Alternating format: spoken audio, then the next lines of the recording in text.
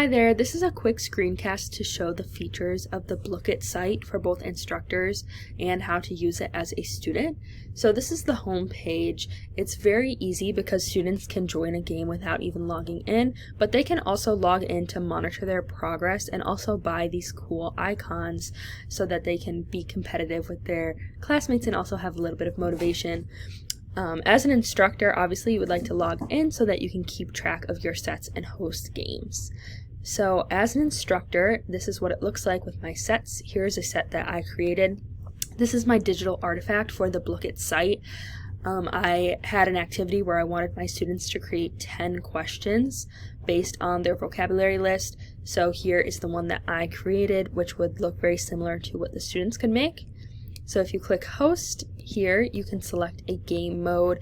There are many different games that have different qualities. Some of them value speed, some of them value accuracy. There's lots of different things. Some of them are even just plain luck. This is one of my favorites, which is Gold Quest. You can see here that on the free version, there's a limit of 60 players, and it also suggests to have more players. So it's really fun to play with a whole class because the more players there are, the more competitive the students are, and it's just really fun to get everyone engaged. So if I click to host the game here, you'll see that there are different settings that you can have. So for example, I usually set it to be maybe 5 or 6 minutes every game, but you can increase or decrease the time, or you can also end it after the players reach a certain goal, which is very cool. There's ways to show instructions. Also, sometimes students create, ridiculous names, so you can use random names to prevent that. And there's just many features that you can use to customize the game to your own needs here. So if you do click host now, the page will look like this. So this is where you can see all the players that you have in your game. Obviously the teachers want to be monitoring the student names, making sure that their students are getting in easily to the website.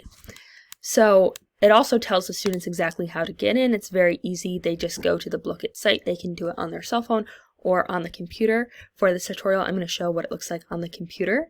So here I have a code 537009. I'm going to enter it, and it's all live. So I can enter it in, my name, Miss K here.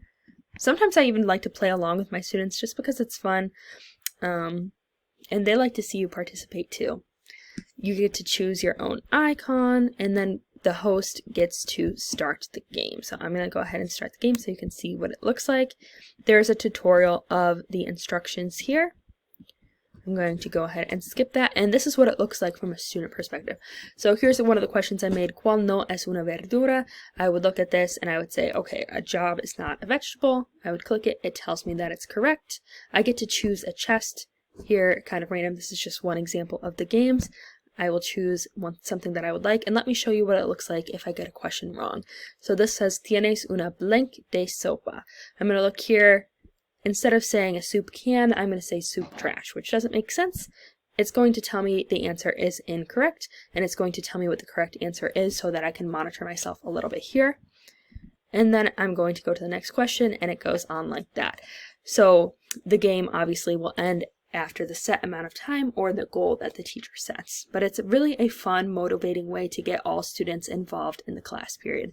I hope you enjoyed this tutorial. Thank you.